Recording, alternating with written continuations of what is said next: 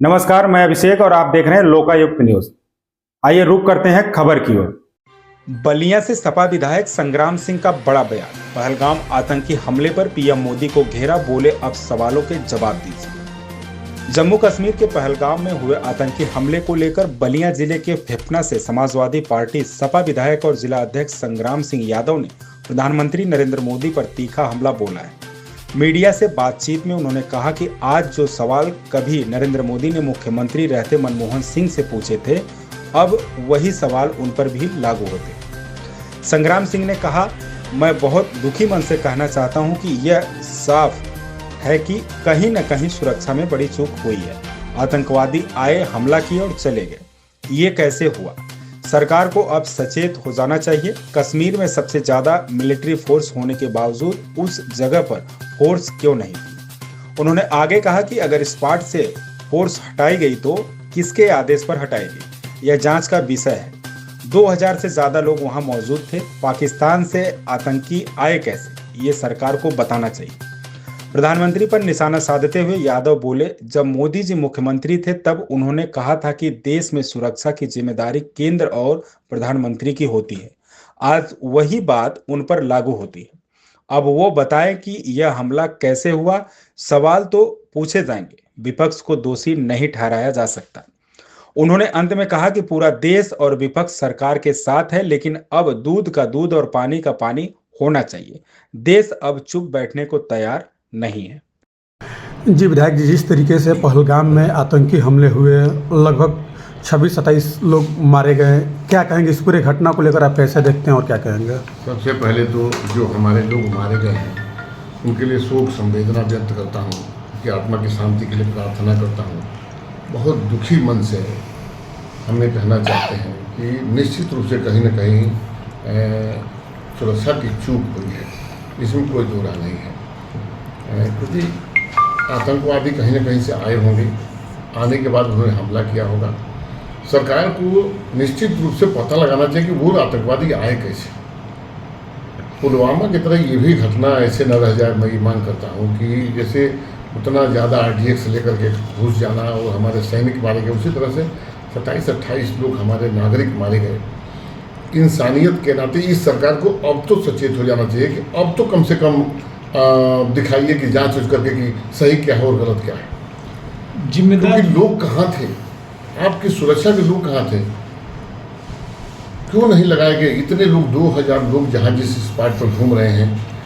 अब धीरे धीरे हमारा कश्मीर ठीक हो रहा था, सब लोग घूमने जा रहे थे, सब लोग अपना दूसरा स्वर्ग कहते हैं उसको, कश्मीर को, भारत का, वहाँ लोग घूमने जा रहे थे, पिकनिक मनाने जा रहे थे। और ये लोग आए पाकिस्तान से, आप ही कहते पाकिस्तान से आए, तो पाकिस्तान से आए कैसे? ये जांच का विषय है निश्चित रूप से। और सुरक्षा में चूक हुई है तो उसको मानना चाहिए। जब तक गलती मानेंगे नहीं तब तक कुछ सुधार नहीं हो सकता।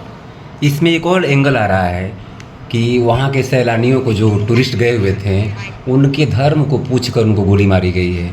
इस पर क्या कहना आपको है? कलमा पढ़ाया गया है।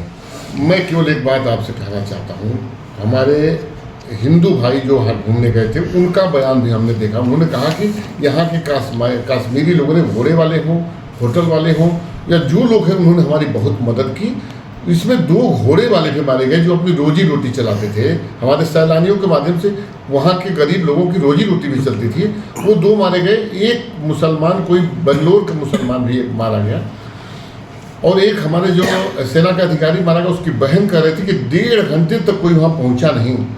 हम अपनी गलती न स्वीकार करके और झूठी कहानी बना करके अगर इसी तरह से करते रहेंगे तो निश्चित रूप से ये देश के लिए ठीक नहीं होगा। सुनने में आता है कि उस कश्मीर क्षेत्र में, श्रीनगर क्षेत्र में सबसे ज़्यादा मिलिट्री फोर्स है, उसके बाद भी कैसे चूक हो गई? यही तो हम पूछना चाहते हैं सरकार से। सबसे ज़्यादा मिलिट्री फोर्स है तो उस स्पॉट पर फोर्स क्यों नहीं थी, या उस स्पॉट से फोर्स क्या हटाई गई तो किसके आदेश से हटाई गई?